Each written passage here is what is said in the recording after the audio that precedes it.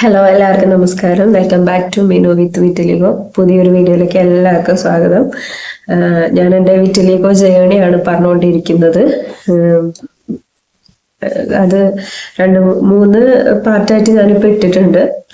കാണാത്തവരുണ്ടെങ്കിൽ ഒന്ന് കണ്ടു നോക്കണം. എല്ലാവരും ഒന്ന് സപ്പോർട്ട് ചെയ്യണം. സബ്സ്ക്രൈബ് ചെയ്യാതെ കാണുന്നവരുണ്ടെങ്കിൽ പ്ലീസ് ഒന്ന് സബ്സ്ക്രൈബ് ചെയ്യണം. നിങ്ങളുടെയൊക്കെ സപ്പോർട്ടാണ് വീഡിയോ ഇനിയും ചെയ്യാനുള്ള ഒരു ഇൻസ്പിറേഷൻ. അപ്പോൾ ട്രീറ്റ്മെന്റുകളെ കുറിച്ചാണ് ഞാൻ ഇതുവരെ പറഞ്ഞുകൊണ്ടിരുന്നത്. ട്രീറ്റ്മെന്റ് ആയുർവേദം, അലോപ്പതി അങ്ങനെ പോയിക്കൊണ്ടിരിക്കുന്നു. മാവേലിക്കരയിൽ കാണിച്ച സ്റ്റോറി വരെ ഞാൻ പറഞ്ഞിട്ട്, അങ്കമാലിയിൽ കാണിച്ച ഹോമിയോപ്പതിക്ക് വരെ ഞാൻ പറഞ്ഞിട്ടുണ്ട്. നെക്സ്റ്റ് ഞാൻ കുറച്ച് നാള് ഇങ്ങനെ വിട്ടു, ട്രീറ്റ്മെന്റ് ഒന്നും എടുത്തില്ല.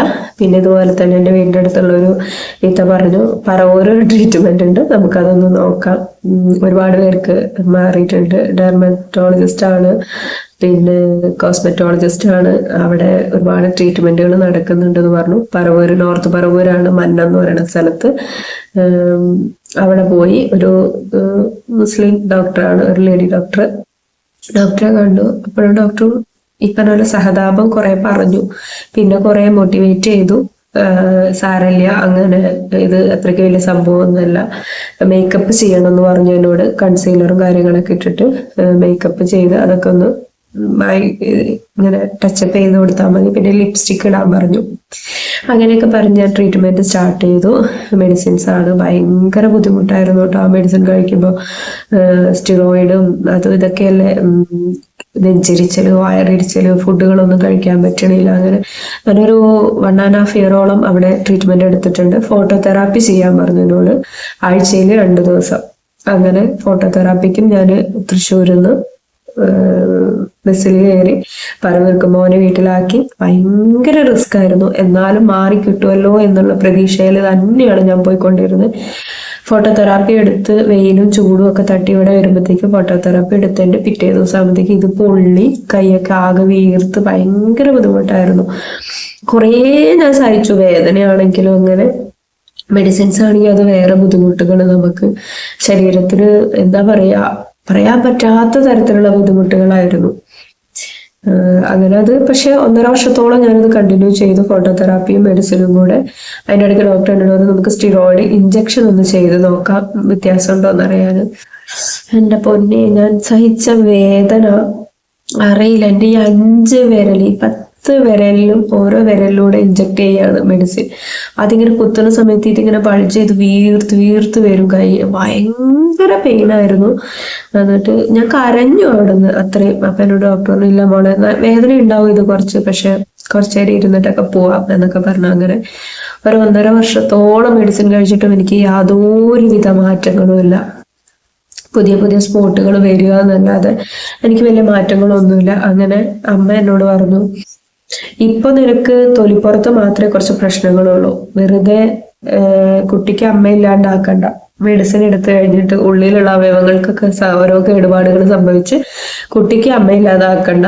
ഇതുണ്ടെന്ന് വെച്ചിട്ട് ഒരു കുഴപ്പം ഇവിടെ ആർക്കും ഇല്ല, പിന്നെ നീ എന്തിനാ ഇത്രയും വിഷമിക്കണേന്ന് ചോദിച്ചിട്ട് ഹസ്ബൻഡിന്റെ അമ്മ എന്നോട് പറഞ്ഞു. അതോടുകൂടി ഞാൻ ട്രീറ്റ്മെന്റ് നിർത്തി. പിന്നെ ഞാൻ വേറെ ട്രീറ്റ്മെന്റ് ഒന്നും എടുത്തിട്ടുണ്ടായില്ല. പറവൂരത്തെ ട്രീറ്റ്മെന്റ് കഴിഞ്ഞിട്ട് പിന്നെ എടുത്തതാണ് ഒരു ആയുർവേദ ട്രീറ്റ്മെന്റ്. അതിനെക്കുറിച്ച് ഞാൻ നെക്സ്റ്റ് വീഡിയോയിൽ പറയാം. അപ്പൊ എനിക്ക് നിങ്ങളോട് പറയാനുള്ള, ട്രീറ്റ്മെന്റ് എടുത്ത് മാറും എന്ന് പൂർണ്ണ വിശ്വാസം നിങ്ങൾക്ക് ഉണ്ട് എന്നുണ്ടെങ്കിൽ നിങ്ങൾക്ക് ട്രീറ്റ്മെന്റ് എടുക്കാം. അതല്ലെങ്കിൽ ഞാൻ പേഴ്സണലി പറയുന്ന ഒരു കാര്യം, ട്രീറ്റ്മെന്റ് എടുക്കണ്ട എന്ന് തന്നെയായിരുന്നു. എന്താന്ന് വെച്ചാൽ അത് എനിക്ക് തോന്നുന്നില്ല. നിങ്ങൾ ഡോക്ടറോട് ചോദിച്ചു നോക്കും, ഇത് പൂർണ്ണമായി മാറ്റിത്തരാൻ പറ്റുമോ എന്ന് ചോദിച്ച് 100% ഗ്യാരണ്ടീഡ് ആണെന്നുണ്ടെങ്കിൽ നിങ്ങൾ ട്രീറ്റ്മെന്റ് എടുത്തോ. വെറുതെ നമ്മുടെ സമയവും പൈസയും ചെലവാക്കി ഇത് മരുന്ന് കഴിക്കുമ്പോഴാണ് പെട്ടെന്ന് ഇത് കൂടുന്നത്. മരുന്ന് കഴിച്ചില്ലെങ്കിൽ വളരെ പതുക്കെ ഇത് സ്പ്രെഡിങ് ആണ്. ഇപ്പൊ എനിക്ക് ആയുർവേദ ഒരു സിദ്ധവൈദ്യ മരുന്ന് കഴിച്ചിട്ടാണ് എനിക്ക് പെട്ടെന്ന് സ്പ്രെഡ് ആയതുകൊണ്ട് എനിക്ക് കുറച്ച് ഭാഗങ്ങളൊക്കെ കൂടി ഇനിയുള്ളൂ. പക്ഷെ ഇനി ഞാൻ ട്രീറ്റ്മെന്റിന് പോകുന്നില്ല, പോയിട്ട് കാര്യമില്ല എന്ന് എനിക്ക് നല്ല മനസ്സിലായി. അപ്പൊ ഇതിനോട് ഞാൻ പൊരുത്തപ്പെട്ടു.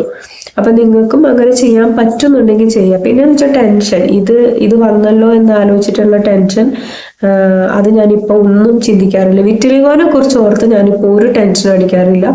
ഇത് എൻ്റെ ലൈഫിന്റെ പാർട്ടായി കഴിഞ്ഞു. ഞാനത് അക്സെപ്റ്റ് ചെയ്തു. ഇനി അതുമായിട്ട് ഞാൻ മുന്നോട്ട് പോകാനാണ് തീരുമാനിച്ചിരിക്കുന്നത്. അപ്പൊ നിങ്ങളും അങ്ങനെ തന്നെ ചിന്തിച്ചു തുടങ്ങി നോക്കൂ. അപ്പൊ നമുക്കിത് ഉൾക്കൊണ്ട് ഇതായിട്ട് പോകാൻ പറ്റും. ഒരു ജോലിക്ക് പോണതിനൊന്നും തടസ്സമല്ല. എന്നോട് ഇന്നലെ മെസ്സേജ് അയച്ചിട്ട് ഒരാൾ ചോദിച്ചിരുന്നു, എനിക്ക് ടീച്ചറായിട്ട് ജോലി കിട്ടിയിട്ടുണ്ട്, എനിക്ക് പോകാൻ ഒട്ടും മനസ്സിൽ, ഞാൻ എന്താ ചെയ്യേണ്ടത്? ഞാൻ പറഞ്ഞു, നല്ല അടി കിട്ടും, മര്യാദയ്ക്ക് ജോലിക്ക് പോവാ, നല്ല മിടുക്കളായിട്ട് ഇരിക്കുക. ഒരു ജോലിക്കൊന്നും പോകുന്നതിന് ഇതൊരു തടസ്സമൊന്നും അല്ല.